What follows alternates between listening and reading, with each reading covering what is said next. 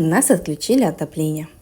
Конечно, безусловно, потому что я общественный деятель, ко мне прислушиваются люди. Вот и на следующий день после моего видео они обдумались. Угу. Но я нашла новый повод поныть. Теперь у нас горят леса. Дышать нечем как на улице, так и дома. Ужас. Даже солнца не видно. Тут даже солнца не видно, говорят. Только посмотрите на эту дымку. Ходила весь день просто в шоке. Недалеко от города находится ГРЭС, который просто не видно.